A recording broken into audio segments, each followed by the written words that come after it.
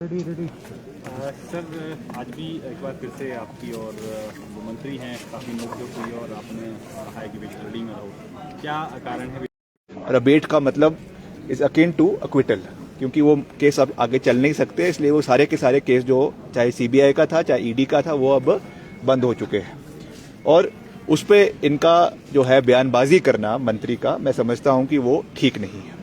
और दूसरी बात, किस द्वेष से वो की गई थी, आप सबको याद है कि जब मेरी बहन का शादी चल रही थी उस समय सीबीआई की रेड हमारे घर पे करवाई गई, और क्या उसमें मिला क्या नहीं मिला और किस तरीके से जो है उसका राजनीतिकरण करने का कोशिश की गई, वो सब समय के गर्भ में छिपा हुआ है। मैं उन चीज़ों में फिर से जाना नहीं चाहता हूँ, मगर क्योंकि मंत्री जी ने इस चीज़ को विधानसभा के अंदर उठाया, इसलिए मुझे उसको क्लैरिफाई करना ज़रूरी था।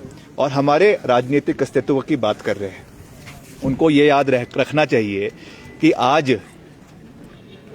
अभी के हाल ही के चुनावों को मद्देनजर रखते हुए हिमाचल प्रदेश के 1/3 हिस्से को, 1/3 हिमाचल प्रदेश जिसमें करीबन 19 विधानसभा क्षेत्र आते हैं, उसको डायरेक्टली मेरी फैमिली आज हिमाचल प्रदेश को रिप्रेजेंट कर रही है, जिसमें 17 हल्के विधानसभा मंडी के हैं, मेरा निर्वाचन क्षेत्र है, और हमारा साथ लगता रोडू का इलाका जो हमारे घर से जुड़ा हुआ इलाका है, करीबन डायरेक्टली अगर हम बोले, हम 1/3 हिमाचल प्रदेश को रिप्रेजेंट करते हैं। तो राजनीतिक अस्तित्व का पाठ मुझे मंत्री जी से पढ़ने की आवश्यकता नहीं है। वो अपनी खाल्टी में रहे, अपने स्किन में रहे, मुझे उनसे कोई सर्टिफिकेट लेने की आवश्यकता नहीं है। We are responsible to the people of Himachal Pradesh. कोई जवाबदेही होगी वो प्रदेश की जनता से होगी। प्रदेश की जनता ने हमको जो मान सम्मान दिया है उसका हम कर्जदार हैं, और हम हमेशा हिमाचल प्रदेश के लोगों की आवाज़ को निष्पक्षता से उठाते रहेंगे।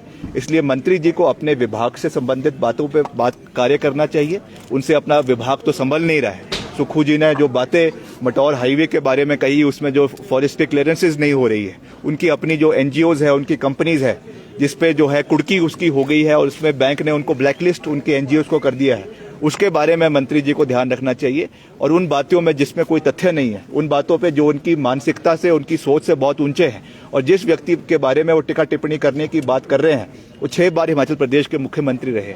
इसलिए हमें मंत्री जी से इसके लिए सर्टिफिकेट लेने की आवश्यकता नहीं है। और मैंने मुख्यमंत्री जी से भी निवेदन किया कि अपने मंत्रियों पर लगाम लगाएं। मुख्यमंत्री जी इतना मान सम्मान करते हैं, मुख्यमंत्री जी इतना सम्मान वीरभद्र सिंह जी का करते हैं, और इस तरीके की बात करना मैं समझता हूं कि वो एक मंत्री को शोभा नहीं देता है।